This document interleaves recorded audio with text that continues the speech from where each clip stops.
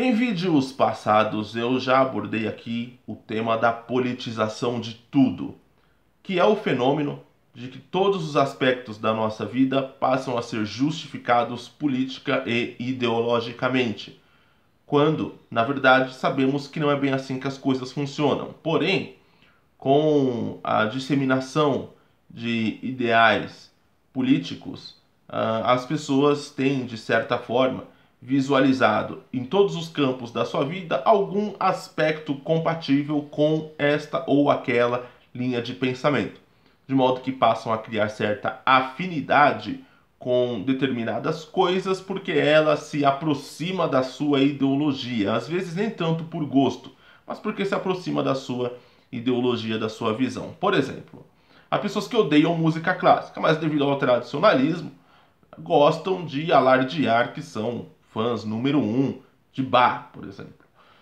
Quando na verdade não é assim. A pessoa adoraria estar escutando um metal pauleira ou quem sabe até um forró. Nunca se sabe. Mas precisa alardear, precisa expor, precisa fingir que ela caga ouvindo Mozart. Né? De modo que isso vai se perdendo a identidade. Também é um processo de construção de identidade, mas é uma identidade muitas das vezes forjada numa preferência que não corresponde à preferência do indivíduo. Isso porque as preferências também acabam sendo contaminadas com essa justificativa, com essa perspectiva da politização de tudo. Isso invade o campo dos afetos, isso invade o campo das amizades, isso invade até mesmo os relacionamentos que se tem num ambiente corporativo. O fenômeno da politização de tudo, ele é tóxico pelos motivos que você já deve estar entendendo, né? E quando ele invade o campo da família, eu acho que ele se torna mais tóxico ainda. Quando você passa a romper os seus vínculos familiares, porque seus familiares são petistas ou porque eles votam no Bolsonaro, e aí você acaba criando uma barreira com uma barreira de convívio, né? O convívio acaba sendo impossibilitado, né? A harmonia do lar acaba sendo impactada por questões políticas, que não deveriam invadir a nossa vida tanto assim. Até a cama está sendo politizada. Né? Esse fenômeno não deve atingir os conservadores e não pode atingir os direitistas. Por que eu digo que não pode?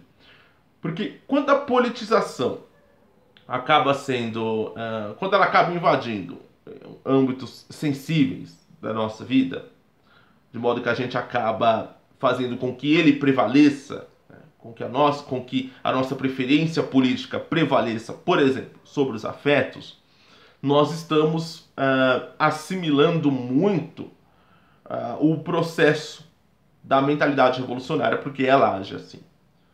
A pessoa que é incapaz de conviver com o outro devido a uma preferência ideológica ou uma preferência política, ela não medirá esforços, caso ela tenha um razoável poder, para te colocar no paredão.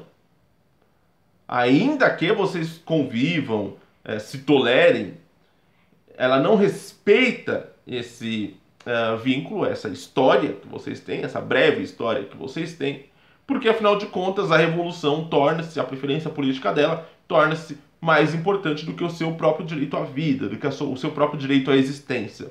Quando a Márcia Tiburi corre de um debate rejeitando a convivência com o outro, com o seu contrário, por conta de divergências políticas, a Márcia Tiburi está anulando o outro. Então a Márcia Tiburi não mediria esforços se, tendo um razoável poder, pudesse colocar, por exemplo, o vietnamita lá no paredão.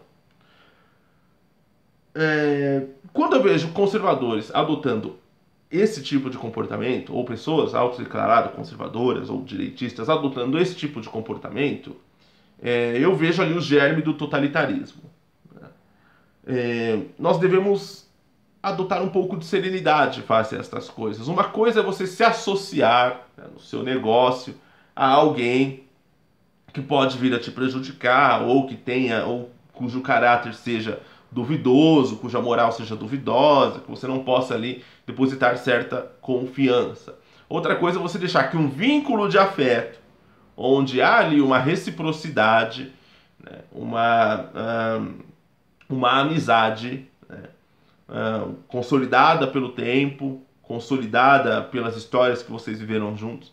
Quando você permite que este vínculo de afeto seja impactado pela preferência política e ideológica, de modo a tornar inviável a convivência entre você e essa pessoa, se isso parte de você, há ali o germe do totalitarismo e você precisa parar e fazer uma análise e pensar, poxa, o que eu estou fazendo? Eu tenho que ler mais, né? Eu tenho que buscar algumas referências, né? Se eu não consigo lidar com outro, por que será? Será que eu não consigo compreendê-lo? Eu não consigo compreender a linguagem dele? O que eu preciso fazer? Quando a gente fala em doutrinação, e nós vivemos isso, né, a doutrinação em sala de aula, quando nós falamos em doutrinação, nós temos que entender que essa doutrinação tem a finalidade de gerar uma certa simpatia e afinidade com ideias esquerdistas. Mas essa doutrinação, ela não é profunda. Eu não digo profunda no sentido de que ela não cria raízes no indivíduo, no sujeito, ela cria. Mas eu digo profunda no sentido de ela não aprofundar demais as questões voltadas à ideologia esquerdista. De modo que às vezes a pessoa que lê um pouquinho mais está usando uma linguagem e nós sabemos que a base de uma boa convivência é a interpretação correta do que o outro está dizendo, falando. E às vezes a pessoa usa uma linguagem que que você não assimila muito bem, você não compreende muito bem. Isso acaba também impactando as relações. O correto seria você procurar compreender a perspectiva dessa pessoa, de modo a entender o processo ao qual ela está submetida, né? Sujeitar-se a essa experimentação, ou seja, mergulhar de verdade. Um processo perigoso, eu sei, mas se você tiver um pouquinho de cabeça, você não vai se deixar impactar por isso. Mas mergulhar de verdade no universo daquele sujeito, entender as fraquezas, as fragilidades da sua teoria, voltar ao mundo real, voltar à sua consciência para estabelecer um diálogo. É esse o processo que pode tornar melhor a convivência entre as pessoas nesse ambiente, nessa atmosfera de politização de tudo. Então você tem nisso a necessidade de um exercício de alteridade. A mesma coisa se dá no âmbito dos relacionamentos, no âmbito dos afetos. Você não compreende muito bem os problemas que a sua bonitinha está passando, que o seu bonitão está passando. Você tem que abnegar, você tem que abster-se de si, mergulhar no universo do outro, extrair daquilo as fragilidades, aonde está enraizado o problema, a perspectiva que o outro enxerga as coisas. Você tem que assimilar isso, é um processo de assimilação do outro, voltar assim e falar, olha, eu te compreendo. Mas, e aí você estabelece uma linha de diálogo saudável que pode viabilizar a convivência nessa atmosfera de politização de tudo. E em caso de incompatibilidade ideológica que pode vir a surgir, olha, não concordo, apesar de, mas não dá para chegarmos a um denominador comum. Ok, vamos falar sobre bunda, carnaval, sexo, cerveja, mulheres, homens, contatinhos, experiências e vamos dar risada, porque a vida de amarga já basta do lado esquerdo da força.